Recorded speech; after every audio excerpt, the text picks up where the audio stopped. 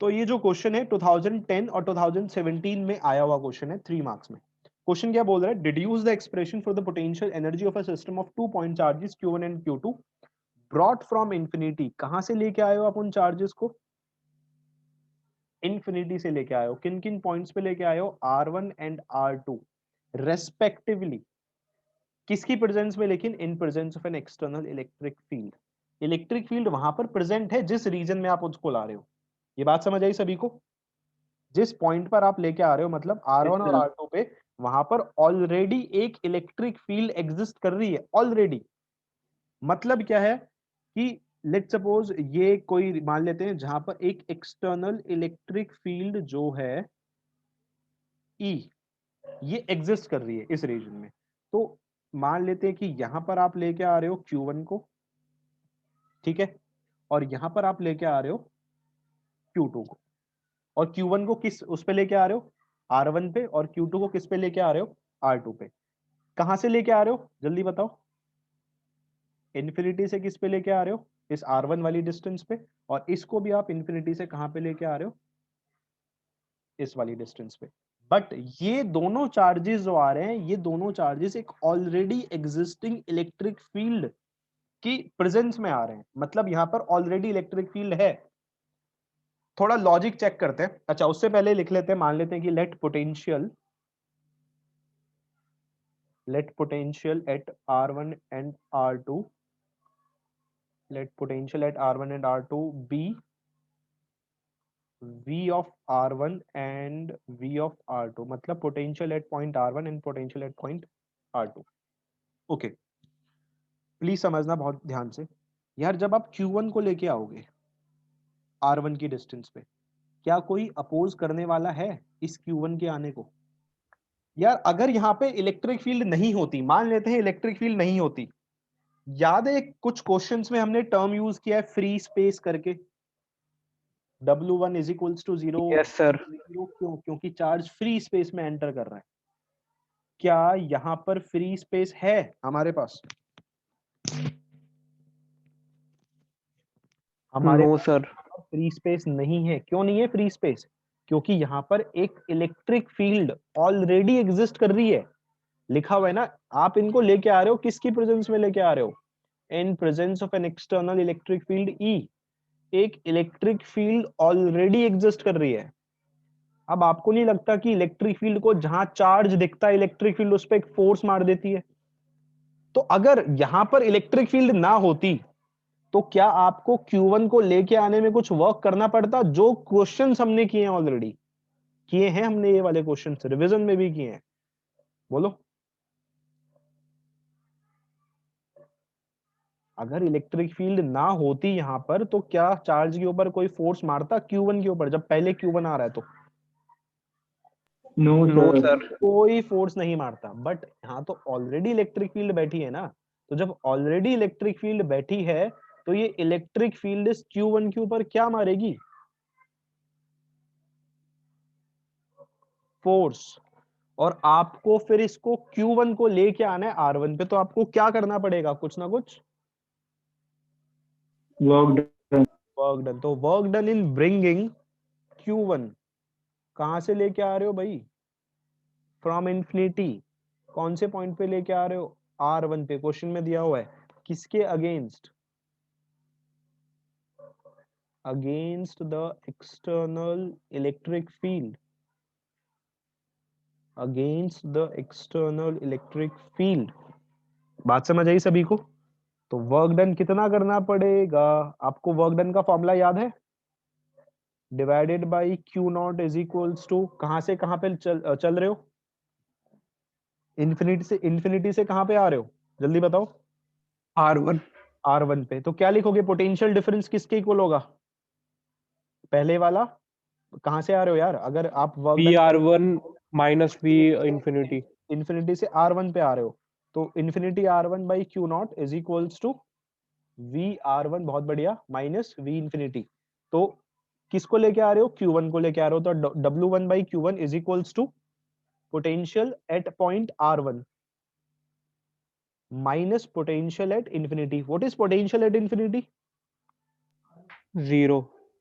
तो work done कितना आ गया, तो कुछ ना कुछ आपको काम करना पड़ा, और कितना काम करना पड़ा यार, आपको इतना काम करना पड़ा इसको लेके आने में।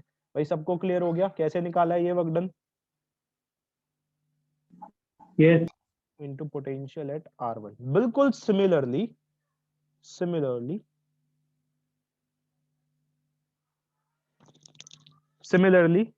What is the work done in bringing Q2 at point R2? सिर्फ Q2 को R2 पे लेके आना है। अभी मैं आपस के फोर्स की बात नहीं कर रहा, अभी मैं आपस के फोर्स की बात नहीं कर रहा, आपस के फोर्स अभी सिर्फ Q2 R2 पे लेके आ रहे हो। तो सिमिलरली जो W2 होगा वो भी बिल्कुल यही तो आएगा, Q2 dot R2। That is the work done in bringing Q2 from infinity to R2 against the external electric field। भाई इन्फिनिट इलेक्ट्रिक फील्ड के अगेंस्ट लाने में कुछ ना कुछ काम करोगे, यस और नो? तो एक वर्क डन Yes, ये हो sir. गया और एक वर्क डन ये हो गया। अब मेरा सवाल आपसे, क्या सिर्फ यही वर्क डन होगा, या जैसे ही Q2 R2 पे आया तो इस पर एक चार्ज है जो रिपल्सिव फोर्स मारेगा, तो उसके अगेंस्ट भी हमको वर्क डन करना पड़ेगा। तो वो चार्ज कौन सा है जल्दी से बता दो, ये कॉन्सेप्ट हमने क्या हुआ है? Q1 Q1, बहुत बढ़िया। तो वर्क डन जो किस पे करना पड़ा आपको, Q2 पे। Q1 पे वर्क डन नहीं करना पड़ा, क्यों? क्योंकि जब Q1 आया था तो Q2 नहीं था। बात समझ आ रही है ना? रेस्पेक्टिवली वर्ड लिखा हुआ है, एक एक करके लाओ। और मैंने बताया हुआ है जब भी क्वेश्चंस करवाए कि चार्जेस को इकट्ठे नहीं लाते, एक एक करके लाया जाता है। तो वर्क डन ऑन Q2 किसके अगेंस्ट? अगेंस्ट किसके? फोर्स जो कौन एक्सर्ट कर रहा है भाई? Force exerted by Q1। ये लाइन समझ आ गई सभी को? किस पे वर्क डन किस पे हो रहा है? Q2 पे। जो भी आप करोगे किसके फोर्स के अगेंस्ट करोगे? जो फोर्स Q1 लगा रहा है। Let's call it W3। Okay, work done हमेशा एनर्जी के इक्वल होता है, तो इन दोनों के बीच एनर्जी कितनी आ गई? 1/4 pi epsilon not into Q1 dot Q2 divided by मान लेते हैं distance is, let's call it R12। ठीक है, आप R भी मान सकते हो, not a big issue. Let's call it R12। Clear हुई बात सभी को? एनर्जी पूछी हमसे, therefore potential energy of system. तो जो सिस्टम की पोटेंशियल एनर्जी आएगी वो किसके इक्वल होगी? Is will be equal to the total work done, will be equal to the total work done. Yes और no? That is total work done बोला जाए तो W1 plus W2 plus W3। Now, what is W1? You know the answer. Q1 potential energy. Let's call it U. भाई पता है ना? Q1 dot VR1. What is W2? W2 is Q2 dot VR2. And what is W3? W3 is 1/4 pi epsilon naught into Q1 dot Q2 divided by R12. So this is the required answer. समझ आ गया question सभी को यार? Please जल्दी बोलो question क्या बोल रहा है। इससे पहले बस एक क्वेश्चन था कि डिफाइन इलेक्ट्रोस्टैटिक पोटेंशियल एनर्जी। तो आप सभी को पता होगा इलेक्ट्रोस्टैटिक पोटेंशियल एनर्जी क्या होता है। तो यहाँ पर क्या बोला है? 3 point charges Q1 Q2 and Q3 are placed at points A B and C। यहाँ पर Q1 रखना है, यहाँ पर Q2 रखना है, यहाँ पर Q3 रखना है। Derive expression for the electrostatic potential energy of the system. आपको इलेक्ट्रोस्टैटिक पोटेंशियल एनर्जी निकालनी है सिस्टम की, इलेक्ट्रोस्टैटिक पोटेंशियल एनर्जी पूरे सिस्टम की निकालनी है। अब जस्ट ट्रीट इस तरह से इसको ट्रीट करो कि ये तीनों चार्जेस इनिशियली कहां रखे हुए? इन्फिनिटी पे। आप एक एक करके इन चार्जेस को कहां पर लेके आ रहे हो? ए पर, बी पर एंड सी पर। ए पर कौन सा चार्ज आना है? Q1। बी पर कौन सा आना है? Q2। सी पर कौन सा आना है? Q3। बट मेरा क्वेश्चन आपसे, क्या यहां पर कोई इलेक्ट्रिक फील्ड प्रेजेंट है जैसा अभी पिछले क्वेश्चन में था? नो सर नहीं है इलेक्ट्रिक फील्ड प्रेजेंट। तो क्या आपको इलेक्ट्रिक फील्ड के अगेंस्ट कोई वर्क डन करना पड़ेगा? नो सर नहीं। तो हम सबसे पहले क्या लिखेंगे? सबसे पहले Q1 को लेके आएंगे। तो टू ब्रिंग Q1 कहां से? फ्रॉम इंफिनिटी तो to bring Q1 from infinity, let's call it, हम इसको कहां पर लेके आ रहे हैं, कितनी डिस्टेंस पे लेकर आ रहे हैं, R1 पे। तो नो वर्क, क्या कोई वर्क करना पड़ेगा आपको? No work is done. क्यों नहीं करना पड़ेगा? एज इट एंटर्स इन, कौन से स्पेस में एंटर कर रहा है भाई? कौन से स्पेस में एंटर कर रहा है? फ्री स्पेस में एंटर कर रहा है ना यार। फ्री स्पेस क्यों है? Because there is no electric field air, yes और नो? ओके, अब आप Q1 को लेके आ गए A पर, अब चलो आप Q2 को लेके आ रहे हो। तो work done in bringing,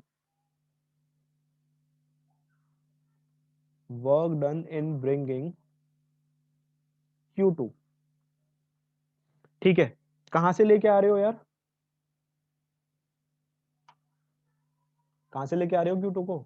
infinity. Infinity से। कौन से पॉइंट पे लेके आ रहे हो इस बार Q2 को? पॉइंट B, यहां पर लेके आ रहे हो Q2 को। क्या कोई वर्क डन करना पड़ेगा? क्या कोई फोर्स लगा रहा है Q2 पे जब Q2 B पॉइंट पर आने वाला होगा? Yes sir. कौन लगा यस रहा है? सर। Q1 फोर्स लगा रहा है ना, तो किसके against? Against the force of,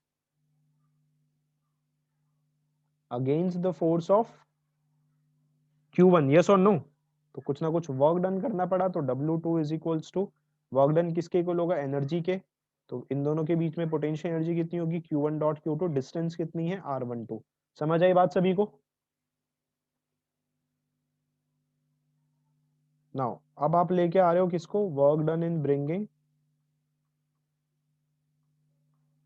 Q3, कहां से लेके आ रहे हो? From infinity. कौन से पॉइंट पे लेके आ रहे हो? Two point C। यहां पर Q3 लेके आ रहे हो, कुछ ना कुछ काम करना पड़ेगा, बिल्कुल ऑब्वियस है। किसके अगेंस्ट करना पड़ेगा? Q1 एंड Q1 और Q2। Q2 के। Against force of Q1 and Q2।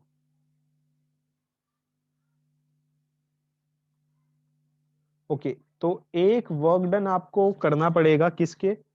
Q1 के अगेंस्ट। तो work done 1/4 pi epsilon not into Q1 dot Q3, और डिस्टेंस इज R13, और एक करना पड़ेगा किसके against? 1/4 pi epsilon not into Q2 के against, Q2 dot Q3, distance is R23। Clear है बात सभी को?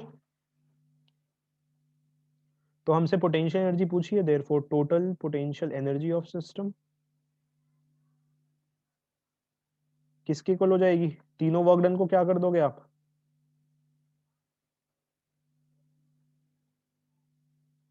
ऐड, और जब इसको आप ऐड कर दोगे तो total potential energy of system U is equals to 1/4 pi epsilon naught, common आ जाएगा तीनों से, क्या बचेगा अंदर? Q1 dot Q2 divided by R12 plus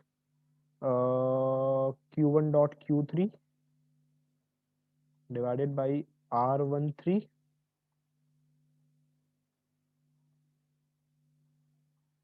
divided by R23. This is the required answer. तो क्वेश्चन में क्या बोला हुआ है? क्वेश्चन में हमको बोला हुआ है two uniformly large parallel thin plates, दो uniformly large parallel thin plates हैं जिनकी सरफेस चार्ज डेंसिटी कितनी दी हुई है? Plus sigma and minus sigma are kept in XZ plane at distance D apart. XZ plane है तो थोड़ा प्लेन डिसाइड कर लेते हैं। तो ये तीन एक्सिस होती है हमारे पास, तो यहाँ पर होती है x एक्सिस, यहाँ पर होती है y एक्सिस, यहाँ पर मान लेते हैं z एक्सिस, यस और नो? तो कौन से प्लेन में रखी हुई है? XZ प्लेन में रखी हुई है ना, इस तरह से, यही तो हुआ XZ प्लेन। इस तरह से दो शीट्स रखी हुई हैं, तो एक ये मान ली हमने। सबको समझ आया इस तरह से क्यों लिए? ये कौन सा प्लेन है?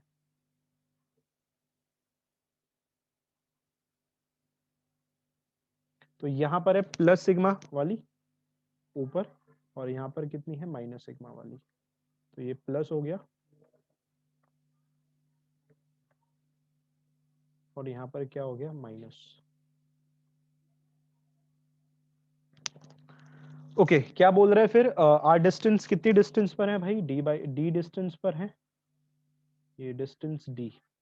Sketch an equipotential surface due to electric field. Okay, question में ट्विस्ट। यार इलेक्ट्रिक फील्ड कहां से कहां पर होगी यहाँ पे? प्लस प्लस से positive to negative. Positive to negative. Don't you think so electric field line से स्ट्रेट होंगी?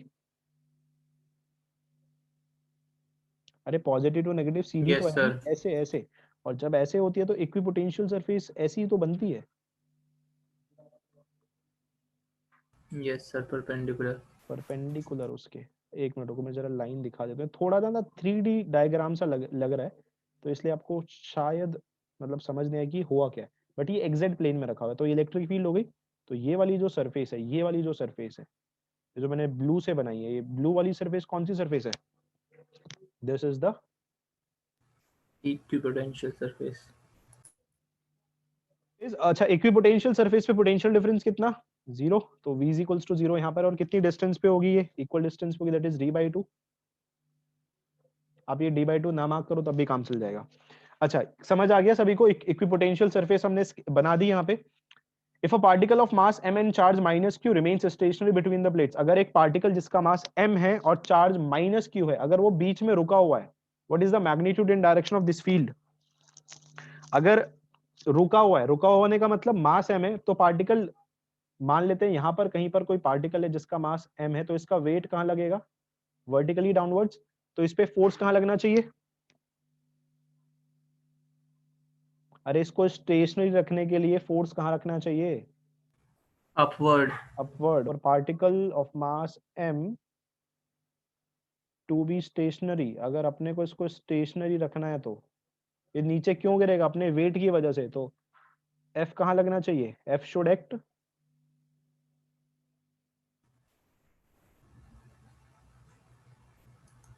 Upward.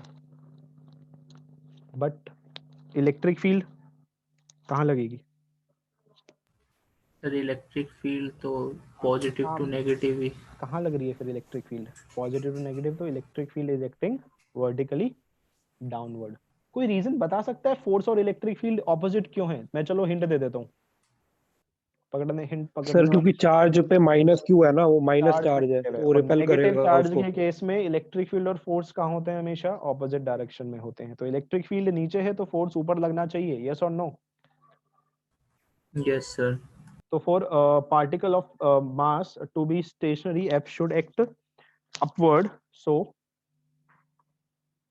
mg is equals to QE। तो mg अगर QE के इक्वल है तो हमसे क्या पूछा है? इलेक्ट्रिक फील्ड बतानी है। मैग्नीट्यूड, डायरेक्शन तो मैंने बता ही दी आपको, तो मैग्नीट्यूड कितना आ गया? mg by q। और डायरेक्शन क्या है इसकी? Vertically downwards. क्लियर है सभी को? कोई दिक्कत?